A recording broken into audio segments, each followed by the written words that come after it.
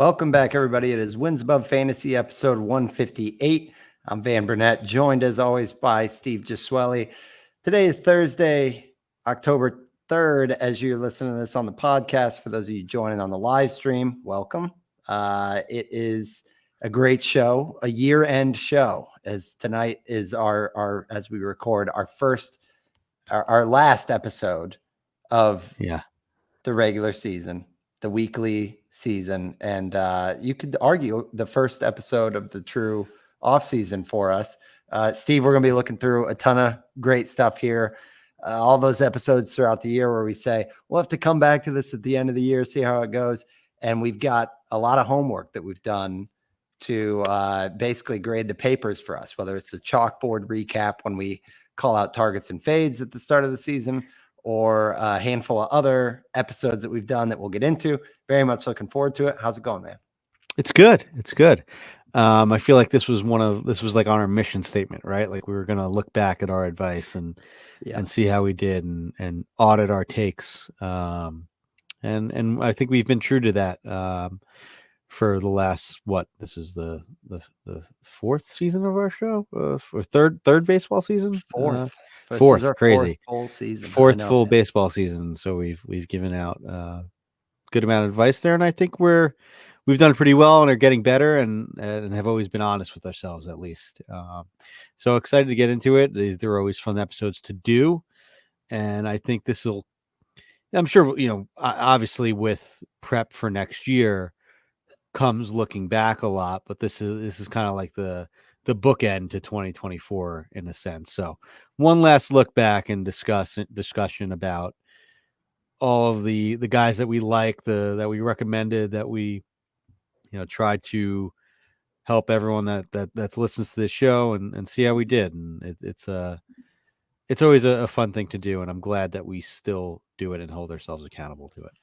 Absolutely. Yeah. And housekeeping wise, we will be every other Thursday throughout the off season, guys, through probably around the February timeframe. I think officially, Steve, we go back to weekly in March, but we might cheat up a little bit. Yeah. And I think we have the flexibility. Like if we have extra shows, Adam always accommodates us. Adam Howe, who runs the podcast network here at Pitcher List, does an amazing job of that. So, maybe we stop in a few more times throughout the winter, depending on what's going on and how we're doing. We have some good guests already lined up, which is fun. So excited to do that, and excited to look back one more time and then get into the prep for 2025. Weird to say that, like we're halfway done with the 2020s. That's crazy. If Wins Above Fantasy was a high school student, Steve, this would be graduation. We're seniors, but we're not moving on. We're just retaking high school all over again. Enough of that analogy. If you guys have hung with us all season, it would mean a ton if you could go out and give us a rating and review. Hopefully we helped your teams throughout the year. I know we both had good seasons from a fantasy perspective, and as analysts here, podcasters, that's what this show is all about. And once again, belated congrats, Steve, to you for winning the home league. That's something you'll carry all off season, and hopefully some of these names on here helped with that. I'd imagine both of us will be getting into that as we go through. Yeah, you look a little bit more forward to prep coming off a title like that. It just helps keep the wind in your sails a bit. I know, and I know this wasn't on the rundown. I know we got a jam-packed rundown, but I think on the last day of the season, you passed me in our listener league too. I think you finished 8th. I finished 9th. So nothing respectable there, but you did pass me on the last day. It was a tough year all around for me for NFBC. Not to make excuses, but I essentially checked out of all of those leagues when I was like in the playoffs for my home league and making a run there. But need to be better at doing that. Yeah. You and I have been trapped in purgatory. Like I finished 8th, 7th, 7th. Same. I'm 8, 9, 12, 8 for my 4 NFBC leagues. And I did win quote unquote win. I came in first in like the qualifying round in the Raz Slam. So that's good. 84th overall, which Raz Slam has, I don't know how many 200 plus, right? Yeah. I think something like that. Well, there you go. That's the only one I've ever done well in, and it was really well last year. But yeah, you and I we're due for a TGFBI that's like top 3 or something like that. Yeah, yeah, Yep, yeah. yep. Like that's maybe we'll do a resolution show. That's definitely going to be a resolution for me to become a better NFBC player. Well, like you said, Steve, we got a jam-packed show. I think this might be one of the longest in terms of amount of names rundowns we've ever had. So we'll see how this goes. It's typically a deep dive type of pod. We'll do our best to keep it high level, but we got to start with the chalkboard. And for anybody who is not familiar, we've done this 4 years in a row. But like Steve said, it's the mission statement where we wanted to be accountable not only on our hits, but also our misses. So every year, right before the season starts, we pick 3 or 4 targets and 3 or 4 fades, and we grade it on if they either outperform or underperform their ADP by 20%. So a guy whose ADP was 200, they would have to move up or down 40 picks, and you kind of get the gist. So if they're like a third rounder, they have to move less, but there's, that's tougher to do when you're moving from like, pick 36 down to 25 or whatever it is. So we had a special guest come on as part of a PitchCon prize this year where James Geary joined us and gave his targets and fades. So this was the first year we've had an additional name in the hat, Steve. But I'll just kind of rattle these off. And I think did pretty well. Did pretty well for the first chalkboard. Yeah, that's pretty good. Yeah. James did do well. 3 Let's for start 6. with James. Let's start with James. He went 3 for 6. On his targets, he missed out on Christopher Morel. He missed out on Mullins, Cedric Mullins as well. I was about to say Chris Mullins. It's been a long week with the baby. That's a dream team specialist there. But yeah, Cedric Mullins needed to go up to 118 on the Razzball player rater, and he finished 130th. So James not bad, not real bad. close. Yeah, no, yeah. that's that one's right in spirit. That like if you took that advice, you're not. I know we're strict graders on this, but like if you follow James on that, that's solid. A win. Yeah, you're not unhappy about that. And then Gunnar Henderson, man, that is hats off.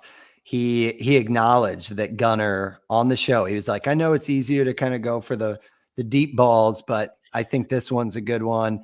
Gunnar Henderson would have to move from pick 30 up to top 24 finish. And what do you know? Gunnar finished 7th. And at the time I had already drafted him. So I was singing the praises saying, I hope this comes true. And I rode that in my home league all season. He was one of the guys I mentioned last week on the show. So Gunnar was 1 for 3, or he was 1 for 3 on the targets with Gunnar. Obviously a fantastic season. We talked about him ad nauseum over the past couple of shows. So we'll keep rolling to James's fades. He had CJ Abrams, who was ADP 37. So he needed to slide as far as 44th on the player rater, finished 73. So not like a bust in all caps. But, just sometimes you play the game on draft day price, guys who get, a speed tax or position, which was another one he hit, which spoiler alert, you did as well, Steve, on Adley. And Adley, whose ADP was 52nd, had to go to 63, and he finished 105 on the player rater. So solid fades from both of you guys. I know we talked about tough on Adley because we talked about this last show or 2 shows ago. He was looking like one of the best fantasy seasons from a catcher like ever through June. I think you conceded. You had like an early concession on one of our pods. And I was wrong on that one. It's I hate to claim a victory because of injury, and even like he didn't even miss time, right? Like he just got it through it, which makes it even like you feel even worse. But I don't know, maybe I considering how good he was in those first few months, and there was an injury that you could tie to the performance dip. Like if he's not the same price that he was last year at ADP 52, I could be very, very interested if he falls a little bit and people don't realize how much that performance drop off in the second half or really from July on was due to that injury and him just clearly battling through it and not being the same player. Now we gotta call out bad misses as well, and it is worth noting that James had Dylan Cease as a fade, and man, Cease finished on the player rater 28th overall. So I think that was before. This was before he got traded to the Padres potentially. I don't remember. I know that was a pretty late spring training trade, if I remember that correctly. So maybe he So does maybe get a bit of a mulligan there. I don't know. Like I would have found it hard to believe to jump off that hype train and fade him. But regardless, we still have to hold him accountable. But still, good job, James. That's really great good. job. Our first chalkboard was a disaster. So to have three of I six mean, is mine, good. Oh, Steve. yours was good. Mine was Yeah, a so disaster. how this is Yeah, ran for Steve and I yeah, is year one, I just had the crystal ball. I was looking like just the ultimate oracle when it came to, I think it was yeah. Marcus We were about to Simeon shut was my down the big hit. podcast. Like you couldn't be getting out this information. Yeah, I was red hot. At your wedding, everybody was praising me. Listen, I was riding high, and then year two, Steve swept it, and then last year it was like dead heat between Steve and I on the picks. This is a good segue to tip a cap to James, because in his first year he went 3 for 6. I went 2 for 6, Steve. My targets that I missed on were Jung Hoo Lee, which injury, but even before the injury, it wasn't. It's funny going back and listening to it. I think I referred to him as Stephen Kwan with more pop, and Stephen Kwan showed the more pop himself with 14 homers. And yeah, Jung Hoo Lee, it was forgettable. I mean, we'll see.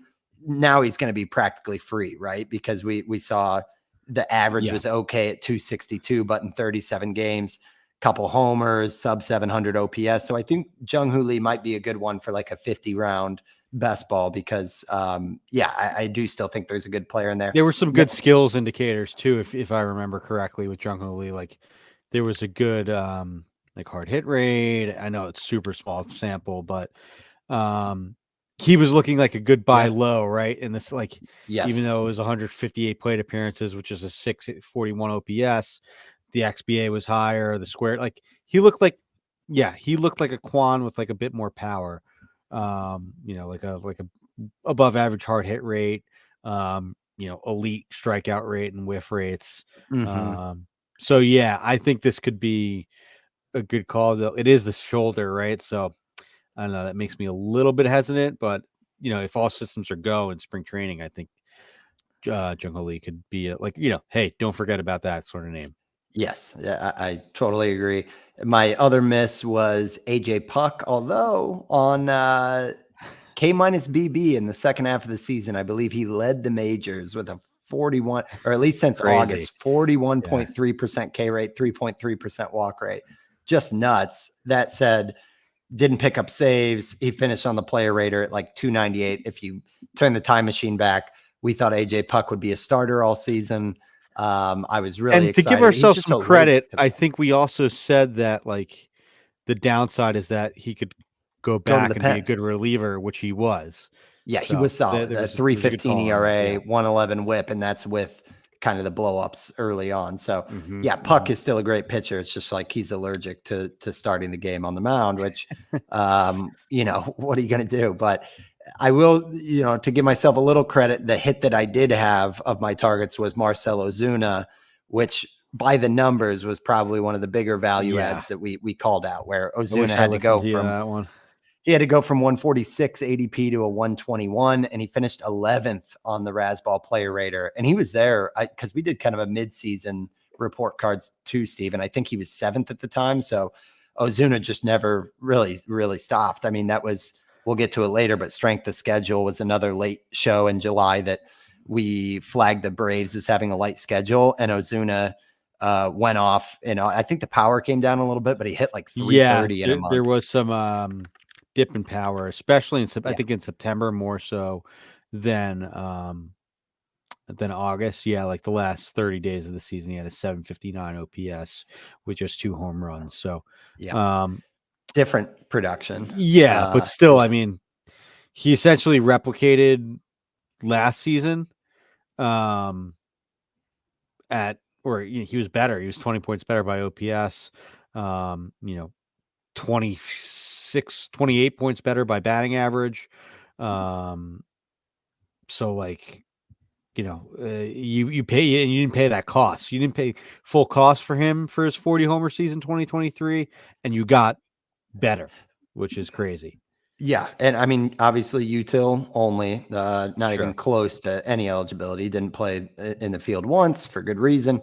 That said, just 33 years old. I think we're like quick to put him in the David Ortiz category, and it's like he's not that old, really. Yeah, and It'll be his age 40. I've talked about it or before with 34 season. Otani. The tax on util only guys is I think it's a market inefficiency. Like Ozuna's bat is second round value, but there's no way he goes in the second round next year. Like he's going to go probably like the fourth or the fifth. Yeah. Maybe even a little bit later because he's older and he's util only. Those are two things that this industry is biased against. So Yeah. And no I'm speed. I'm down to ride with you next year. Yeah. Yeah, Yeah. no speed too. That's We'll have another to, big tax. Yeah. We'll see where it's at, but I think you're right that maybe fourth, fifth, because that lineup gives him a bump. But yeah, that's Ozuna there. It was a good hit for me, and then a good fade for me. Although also another one that was hampered with the injury was Bobby Miller, who was ADP 69, which had just been climbing up, man. That one, it was like in the month of March, went from probably 100 all the way up to 69. Everybody was jumping in. So he needed to fall back to 83. And obviously Bobby Miller had a rough season in many different ways, but finished outside of 1,000. I faded Lane Thomas as well, and he just went under, which that was a funny one listening back because you pushed back, Steve, and I said, okay, ADP 108. I go, I don't think he's going to be like, a complete lost cause because you brought up that he kind of always overperforms compared to his like savant sliders and his batted ball data. He's just a guy that gets the most out of his skill set. And he needed to go back to 130. And I was commenting that like, I think he'll be like 160, 170.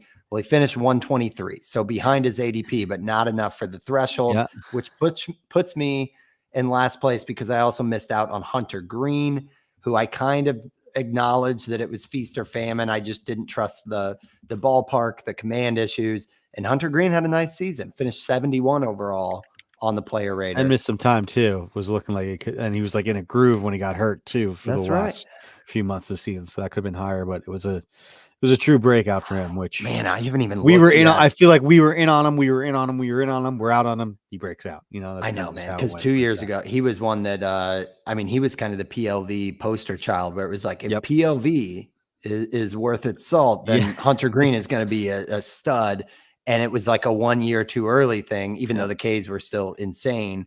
But yeah, the walk rate got, a little bit better, but overall, like location was fantastic, and he just couldn't be hit. So and it seemed like he like took off some like a tick from his fastball, took off a little bit of stuff. It was like he sort of sacrificed that little bit of stuff for the extra bit of command that he needed to become this essentially, ace of a starting pitcher, and he did, and it worked. And I'm excited for Hunter Green next year. I think he came back and like threw a few starts at the end of the season, if I remember that correctly. So like that's encouraging that he came back, right? It's not like we have to wait for him to prove that he's healthy in spring training. Yeah, a couple starts, and they both looked good in September. 3 innings, 4 innings, but strikeout per inning. And that just to round that out, the line for Hunter Green.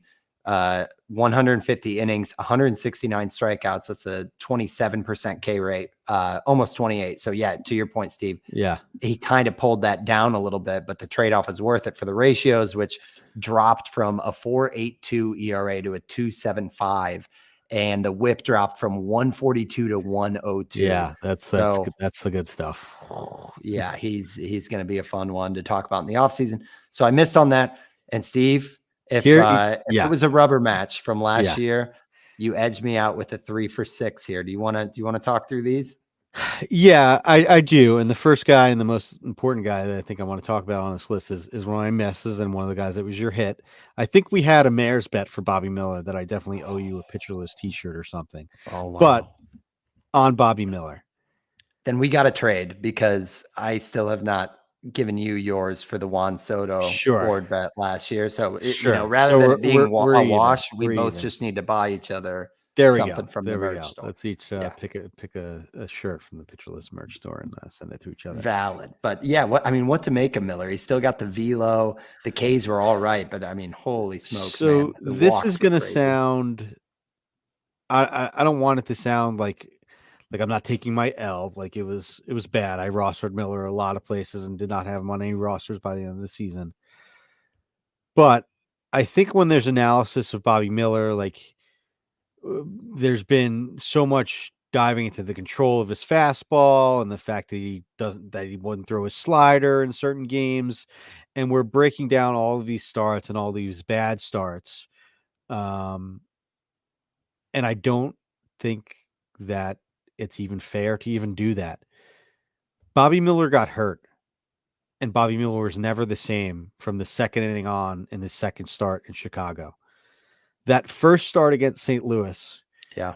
I remember you texting me just being like, holy Bobby Miller. Like it was that opening day, or I think it was the second day of the season. Yep. And Bobby Miller went 6 innings, 11 Ks, 2 hits, 1 walk. His next start at Chicago, first inning, he strikes out the side. Looks absolutely ridiculous. Like looks like it's like here he goes again. He's going to have a better start than he did in St. Louis.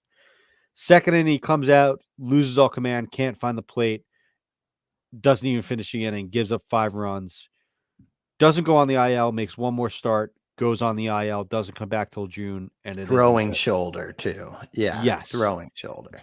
Miller got hurt. Something was off. And I think we just need, like, the fact that it almost would be like the industry would do a better job, or we would have more information had he just not pitched from April 5th on, like after that second start against the Cubs. Because he threw a lot after He threw a that, lot. and it I was mean, he terrible. did. And the Dodgers were in desperate need of innings. Every single pitcher got hurt. He ended up throwing 56 innings at the major league level this year, and there were some in the minors too. I just don't think I think you just have to sort of scrap this. And what I'm going to choose to remember, maybe this is a fault of mine and maybe I'm blinded by this, but I'm going to remember the start and then inning. I know it's small sample and funny even just listening to that, of Miller being the Miller that we expected. And when he looked so good in spring training, I think it's sort of like the Adley thing. It just happened, 8 innings into the season, 7 innings into the season. He hurt his shoulder and was never the same. Sure, he didn't need surgery, but it was clearly bothering him. Like he stopped throwing his slider. He lost all command of his fastball. He's He not an wasn't eight. this He's not an command artist, 852. but He's not an 852 ERA pitcher. So something was clearly going on. Yeah. I never, there wasn't a Hunter Green level sort of worry about his command than it was for Miller up until this year. He never really had a walk rate above 10 in the minors, and they're all relatively good. Like, he had a 10% walk rate in 14 innings in AAA to start the season last year. That was the highest. It was below 8 at every other stop, 8.1 in 91 innings in AA. Like, he never had this control problem that showed up this year in that 11% walk rate. Like, I think Bobby Miller just needs to get healthy. Obviously, yes, it's a pretty big L for this year, and was a tough take. And like, I think I've kind of learned to try and stop to force that pitcher 100 value. And I think I talked about it last week. Like, how I want to draft pitchers is draft ace-like pitchers in later rounds. They're not going to be aces, but I want to draft guys who can give you ace-like innings for an extended amount of time. Guys like I hit on, like Shoto Imanaga, guys like, Dylan Cease at a higher cost, guys like, Flaherty. Seth Lugo, Jack Flaherty, exactly. Guys that aren't going to be top 10 on the list and pitcher list, but guys that have a run that could be like a top 10 pitcher that makes them, worth that gamble on upside. And I think next year that potentially Bobby Miller may be in a range where I could talk myself into doing that for sure. Yeah, I mean, I think it's totally fair. He's a phenomenal bounce back candidate for obvious reasons. It's all just going to come down to where that investment is, because you're right, Steve. They do pop up, and it's like even if you shop from that range of like, pick 90 to 150, because those ones are a little bit pricier than like the all bets are off, like Ryan Pepio range, everything. You still had Chris Sale in that zone. Yep.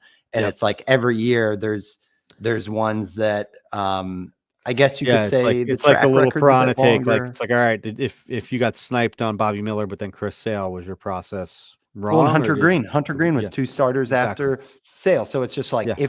if Bobby Miller's going in that 100 to 130 range just because of, what will obviously be some industry buzz if he looks healthy and has a couple good starts in spring and everyone says, look, he's back to this guy, then you're going to have to just look at who's around him. And like, I don't know, gut reaction. Do you think like that's probably what, like 8th round, 9th No round? way Do you he think gets up. that's No steep? way he gets up that high. No way. You don't think No so? way. No way. Absolutely Okay. no shot with how bad this year was.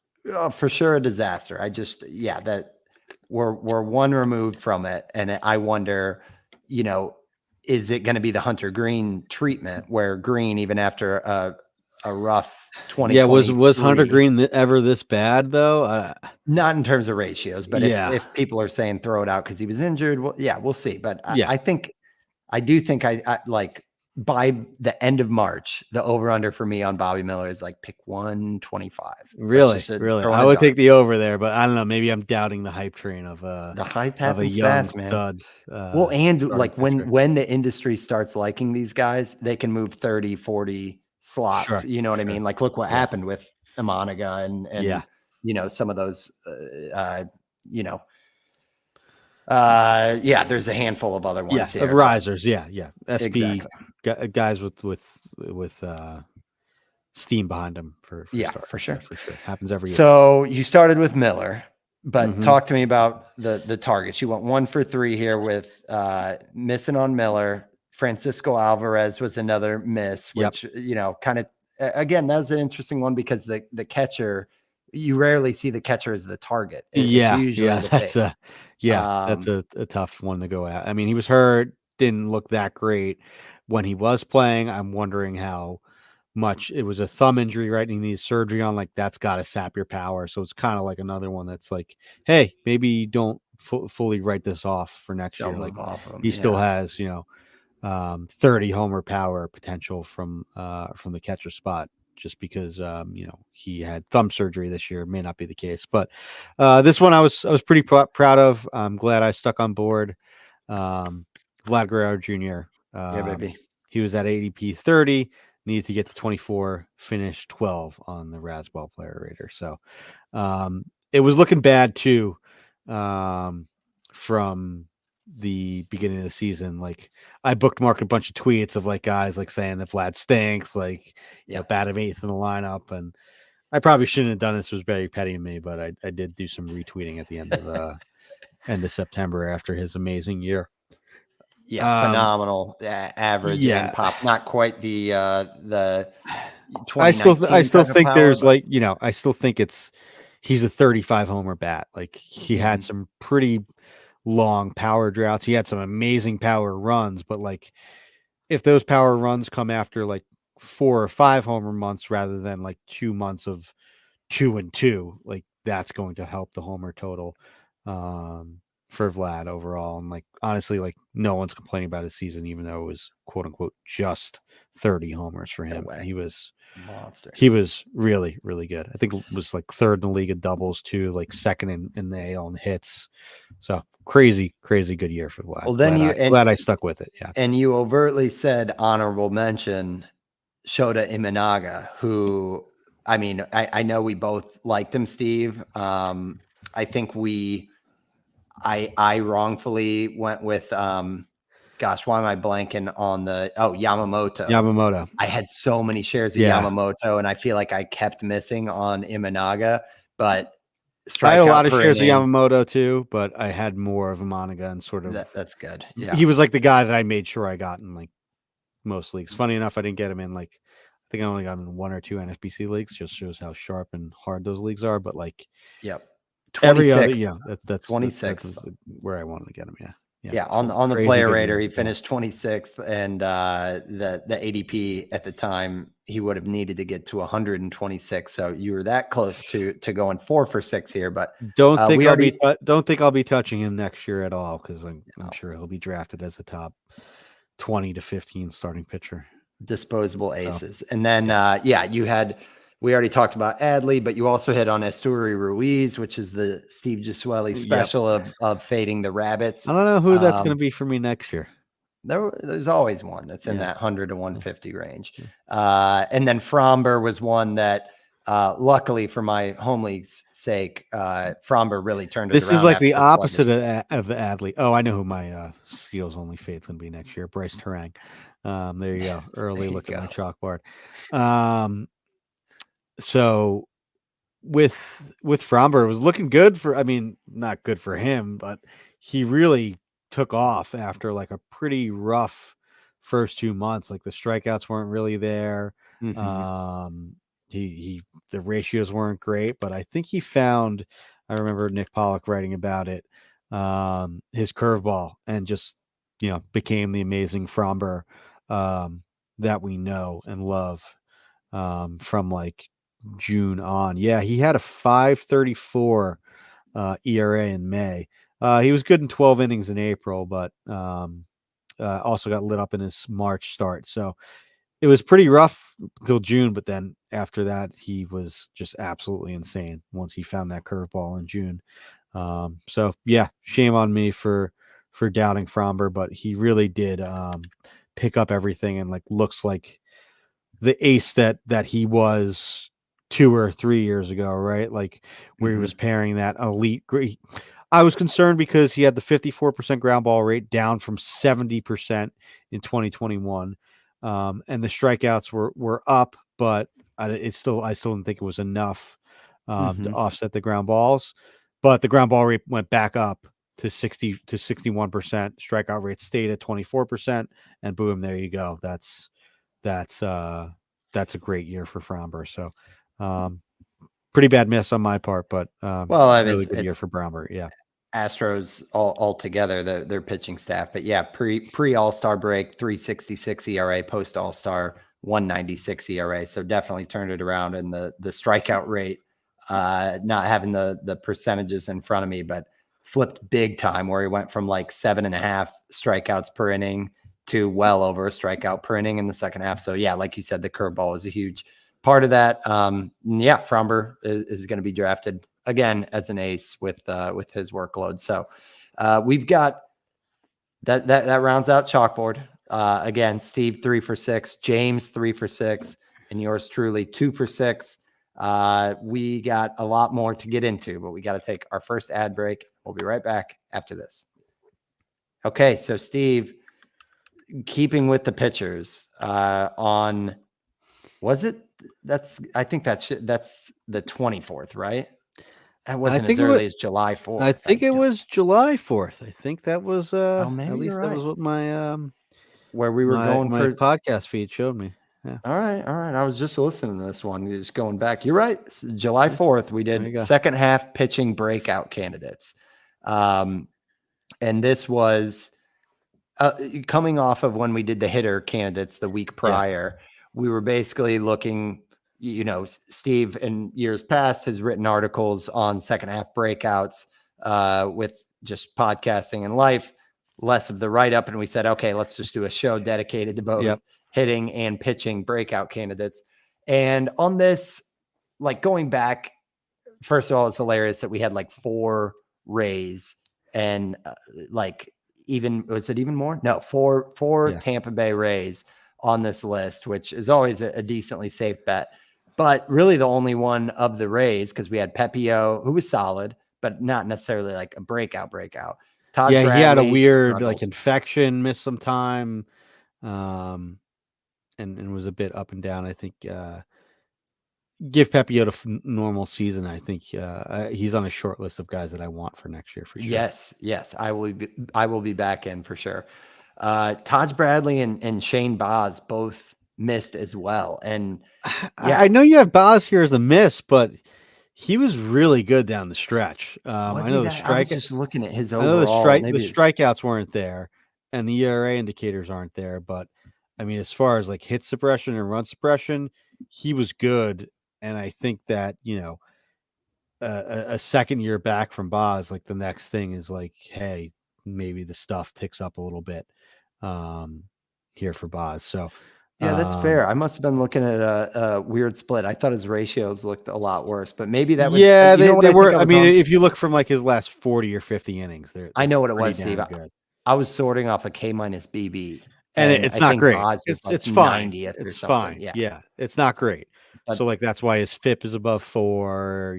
Sierra also above 4, but I don't know. I maybe this is another bias of just loving Shane Boz and waiting for this to happen for the last 3 years. mhm, I don't have doubts that Shane Boz's stuff is going to tick back up and he could be a K minus BB darling again. yeah.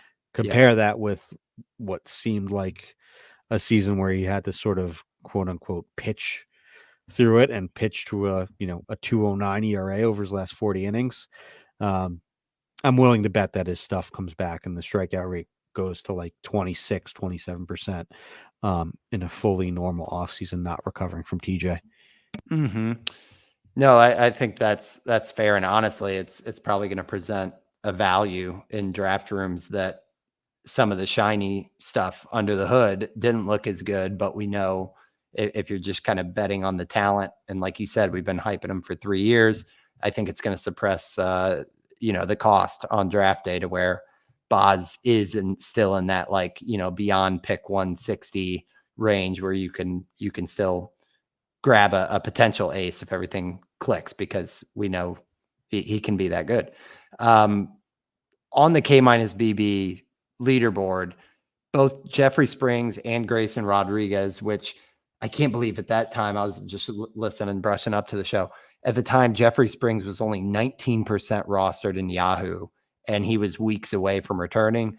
And I mean, it wasn't as, out of this world as the start of his 2023 when he looked like he was like, just charging toward like a Cy Young after 3 or 4 starts.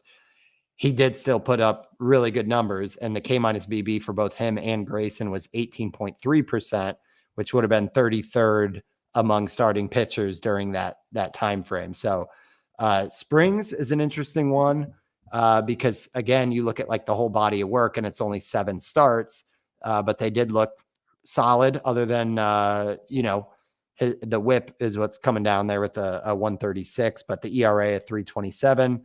And the again K minus BB looked really good. And then Grayson Rodriguez was a little bit different because obviously he was not 19% rostered, right? I mean, he was rostered everywhere, but that was one that it was like we were waiting for the complete breakout for Grayson. And I don't know. I feel like we're still waiting on that, right, Steve? Like it's not like he blew the doors off to where now like next season, I don't know that he's going to be drafted as like that high risk SP1 that he was drafted at this year. He finished the season with the 386 ERA, 26.5 K percentage, 7.3% walk rate is okay. But yeah, in terms of like the second half of the season, that the ratios weren't all that great. A 371 ERA. Grayson left me wanting more.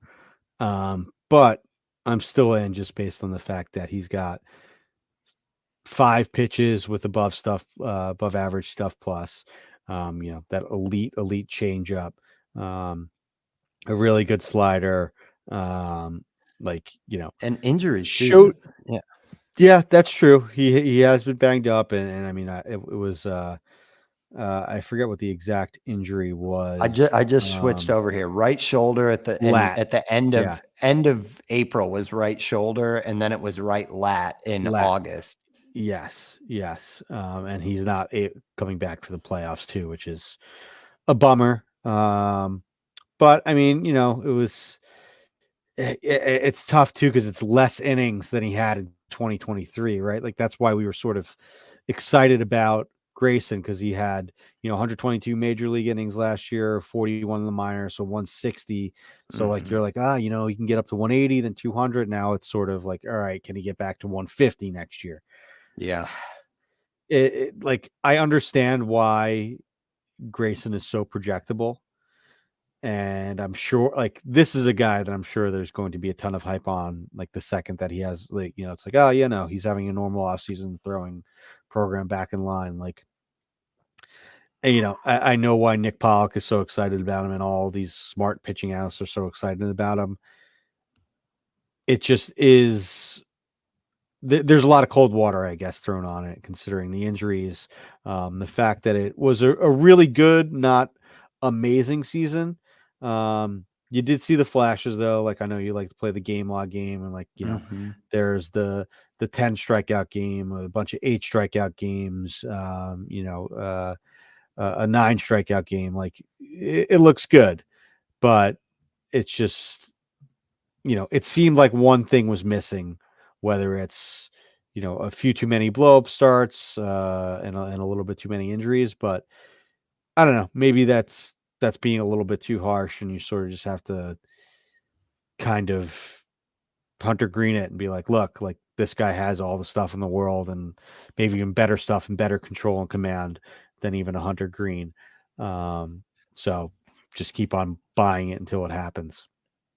Yeah, his ADP was 71 last season, and you have to imagine, I especially with the volume, that's got to come down to You like. think? You think? You Yeah, think he yeah. just stays there? I mean, just I because think he other, kind of stays there. Yeah, I don't know, man. Other pitchers though, like pop up, So it's like true. when you look at how many, like, what do you do with, take like a Jack Flaherty or a Ronaldo Lopez who aren't as much like industry. Grayson goes before those guys.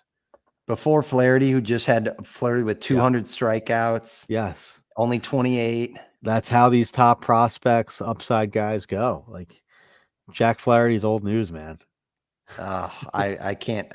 I won't be there. I won't be there Yeah, for. I'm not saying that it's not right to, if it is the case, then Flaherty goes behind him. Like not right, that it's not the right decision to wait and take a Jack Flaherty.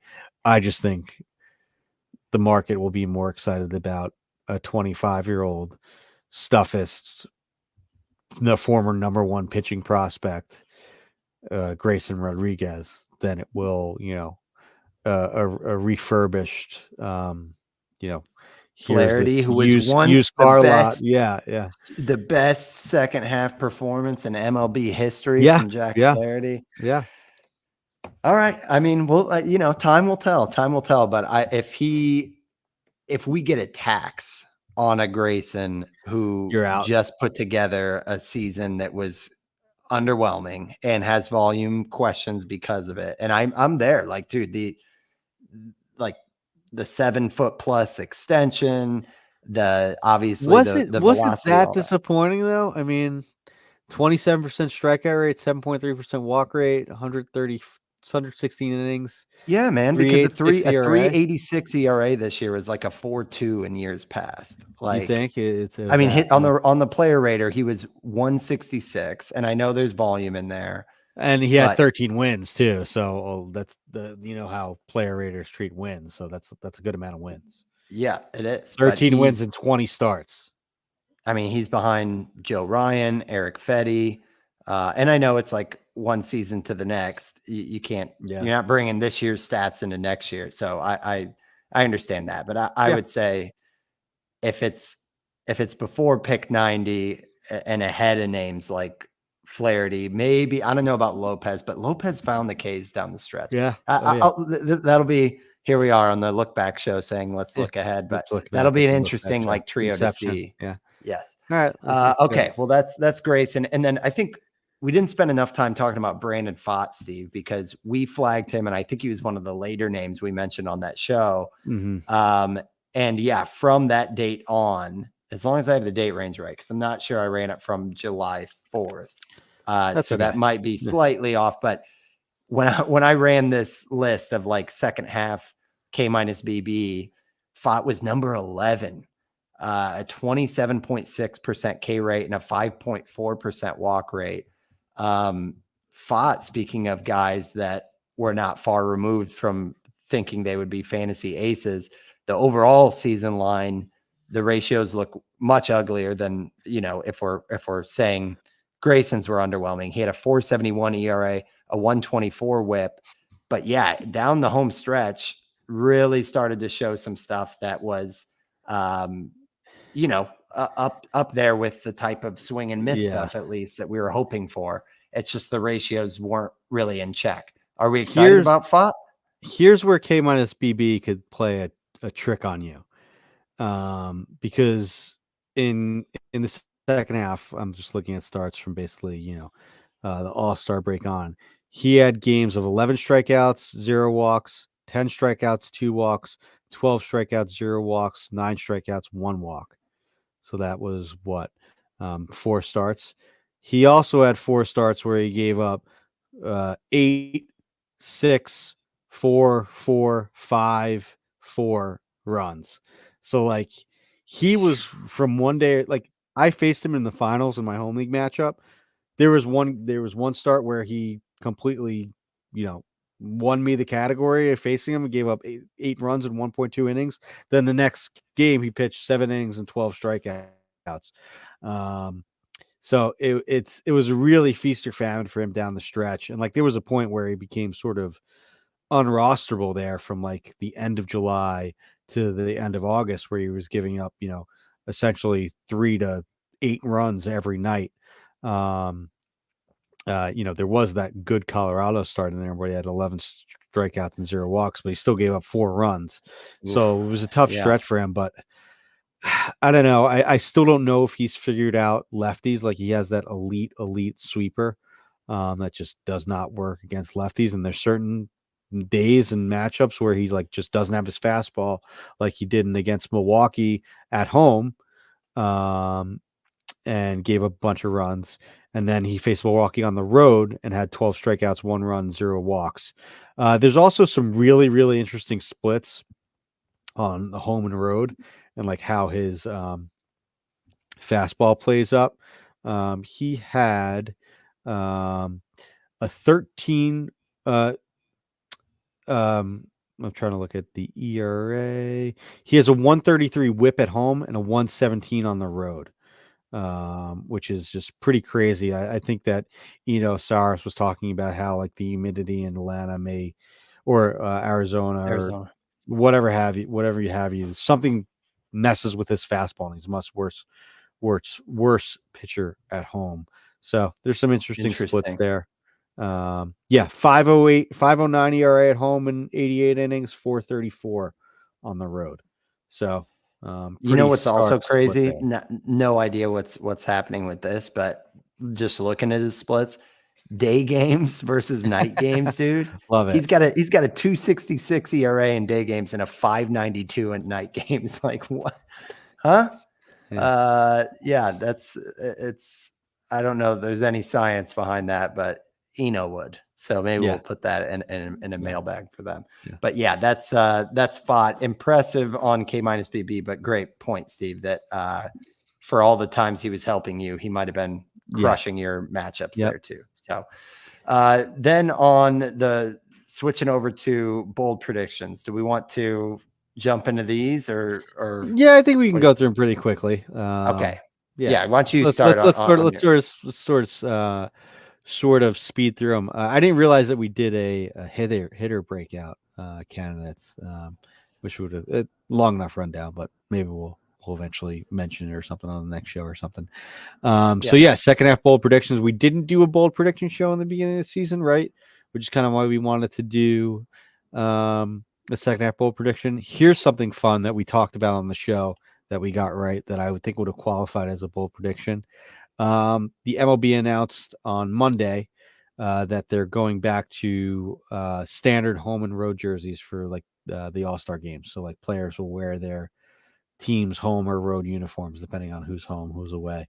So no more horrible All-Star jerseys. That was the 718 episode we were venting about how horrible the jerseys were. So props to the MLB for going back to the All-Star to the jerseys for the All-Star game. And then, hey, that's a good call. I think it would have been a good bold prediction. But anyway, I think we each did 3. My bold predictions were Paul Skeens wins the NL Cy Young, Vlad Jr. finishes with 35 homers, and Pablo Lopez is a top 5 starting pitcher in the second half. None of those were technically true. All of those were right in spirit, though.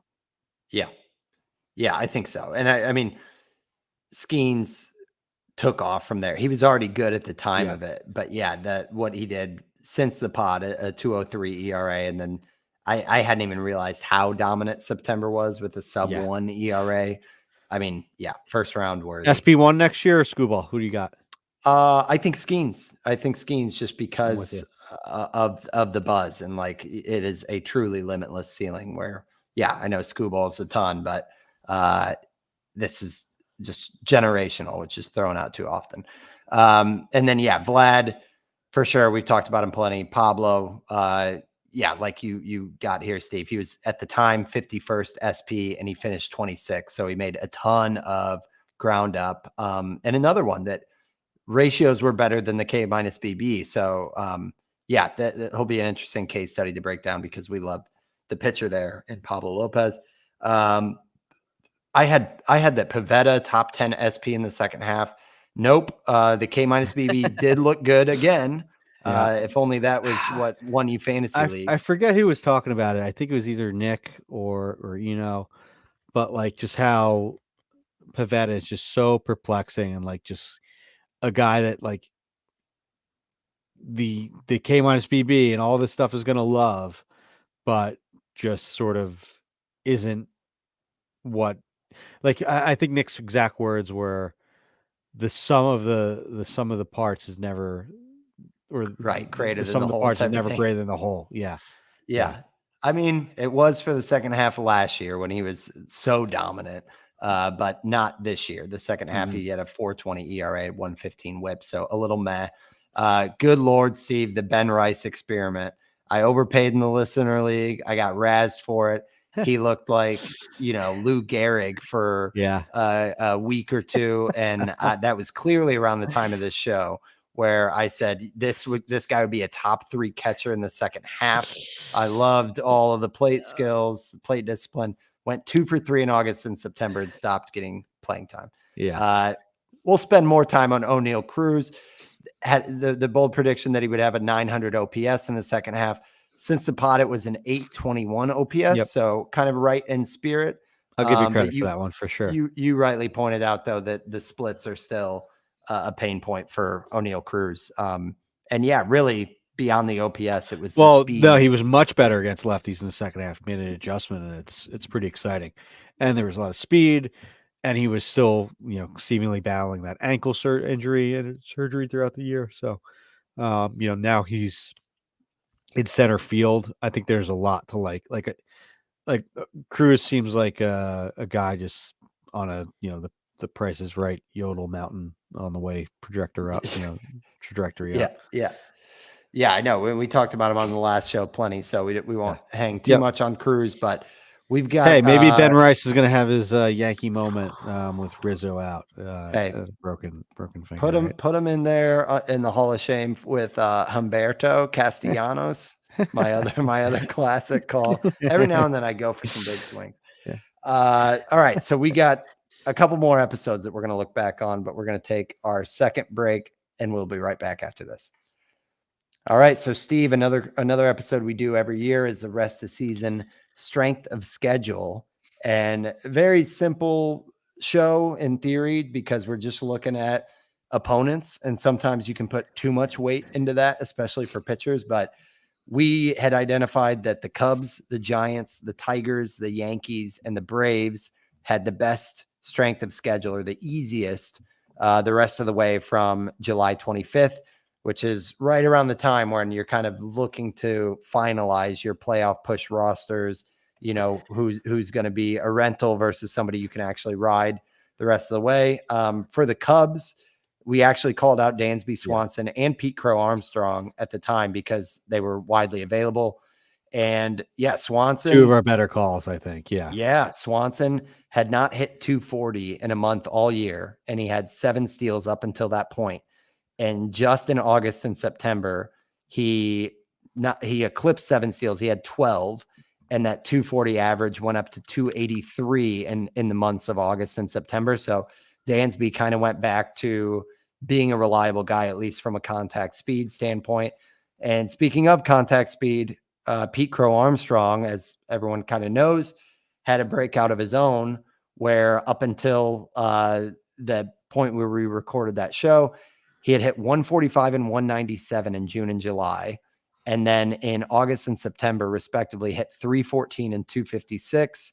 And what was 2 homers in those first couple of months jumped up to 7 homers in August and September. So really productive from Pete Crow Armstrong. Surprisingly, I think the speed actually went the other direction for him in August and September. Maybe it's just because he was so busy hitting homers, but yeah, definitely can't steal for second when you're jogging around the bases. Yeah, Saya Suzuki was one that you had, Steve, and yeah, he was solid all season, but from the point of our episode on, 22nd highest OPS. So right out of the gate, the Cubs were great.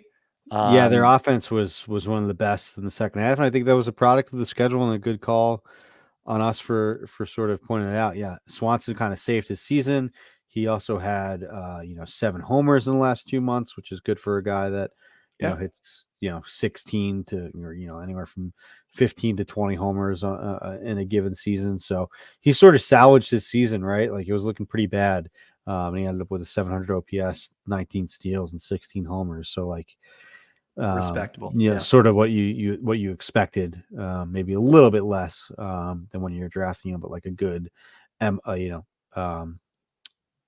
last grasp sort of shortstop in deeper leagues. So and Crow Armstrong had like a breakout in August and September. So pretty good stuff by us. And yeah, Seiya is just, we talked about him last show. He's just a super underrated hitter ever since he got here 3 years ago.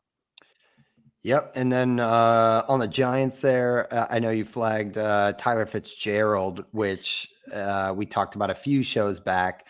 And it's tough to make too much of kind of the pre and post, because really a lot of the playing time ramped up from July on. But he went pretty nuclear. So that's a good one.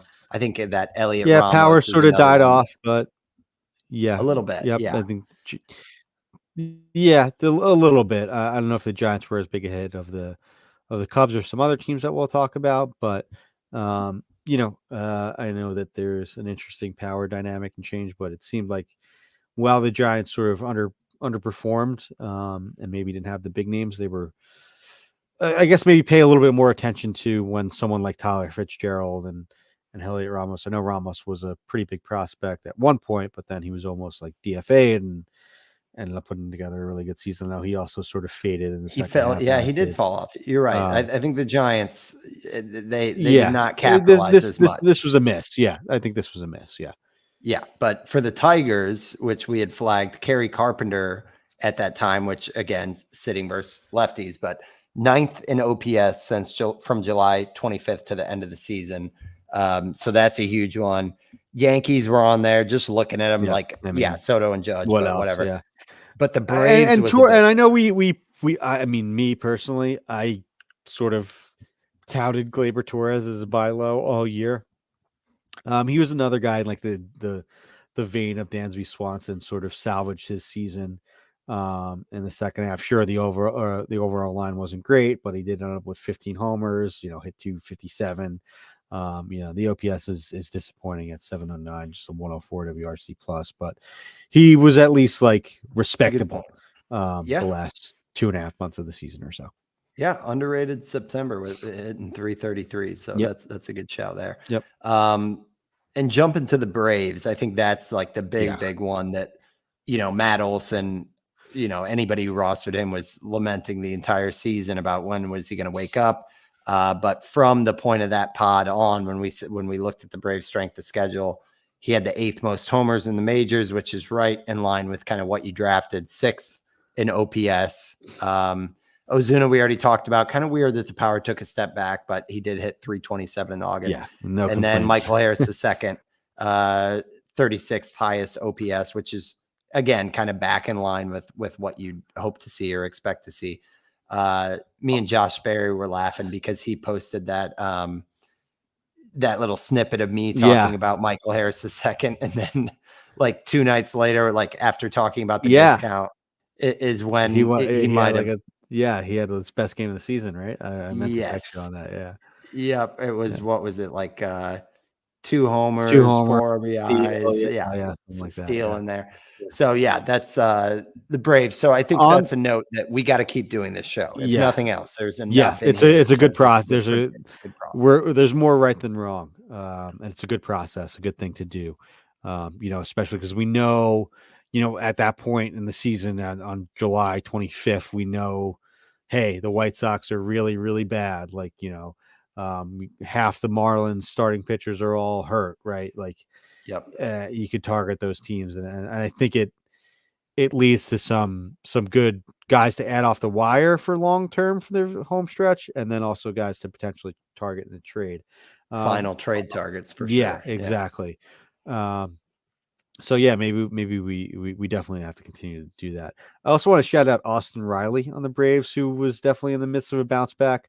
Myself and Alex T, a moderator in the Pitcherless Discord, had a bit of a mare's bet. I just sent him a Pitcherless Discord shirt because when Riley was going through it, I think back in March or June, I would said that he would finish with 30 homers, and he got hurt and did not finish with 30 homers, but in his June and August, he started to come up to the pace. He had 19 469 plate appearances, which, had he gotten to his 693 from 2022 or 715 even from 2023, it would have been close.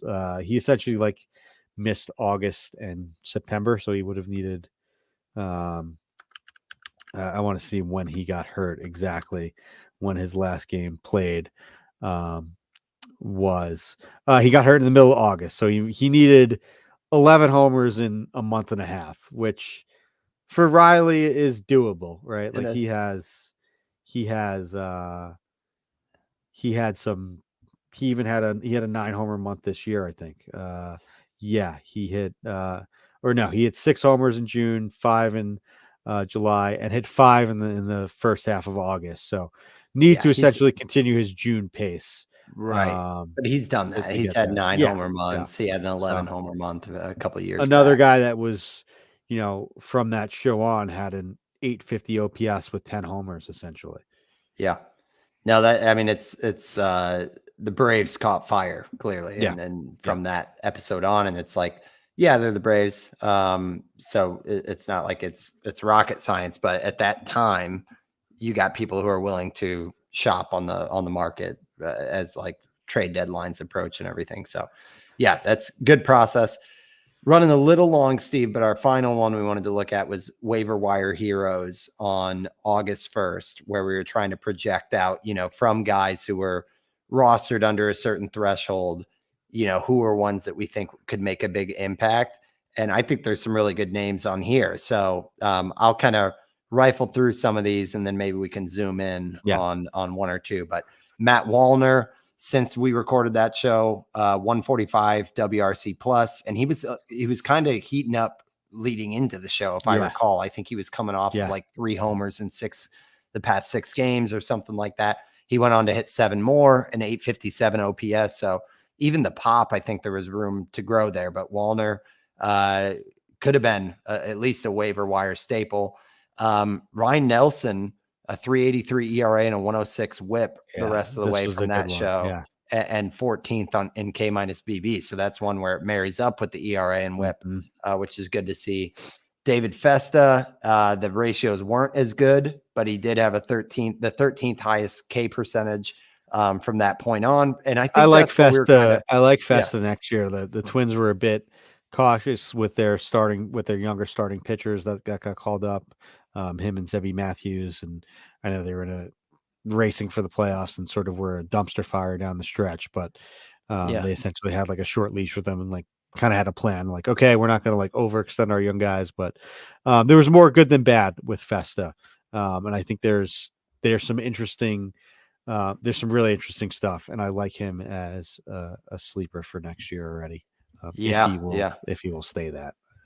Shout out Thomas Nestico, who talked to him early on in the season on WAF, and we thought we might not even see him at all. Hayden Birdsong was on there, and I think we talked about for the K upside, which he didn't help much at all beyond that because the ratios he got lit up pretty bad with like a ERA north of 5. But he's another one that it's like the 28% K rate, like, the command there's is stuff all to over like. the place. There's stuff to like. So Birdsong's kind of a name to remember. Grant Holmes was the skipper, but Spencer Schwellenbach was the one that you were huge on, and he was hot going into that, but the way he finished out the season from that episode on, a 2.90 ERA, a 108 WHIP, 23rd on K minus BB. He is another one, Steve, that you got to imagine will have a lot of helium. A lot of helium for draft day for sure. So that's a good one. Ty France was a little ho hum, but a contributor. Rosterable in like deep leagues, like that hit in that sense. Yeah. Yeah. And he had just gone to the Reds. So 253 average, 7 homers. It's kind of in that Dansby territory of like contributing. Xavier Edwards might have been our best hit on this show. Wow. Yeah. Because I don't know if he was on. I don't know if he was like on the heater that he was at this point in the show at that time. Well, certainly we didn't know he was going to steal 22 bags over 2 months and hit 300, and that was with an IL stint. So yeah, Xavier Edwards, a little bit more than the old slap hitter is Blake Snell. So Edwards was really good in July. Edwards was really good in July too. So he was trending up, but he hit 395 in 24 July games with. Well, I don't think we would have put him on the rundown if he was like 50% rostered. Sure, we could go back. That's true. That's true. But he had.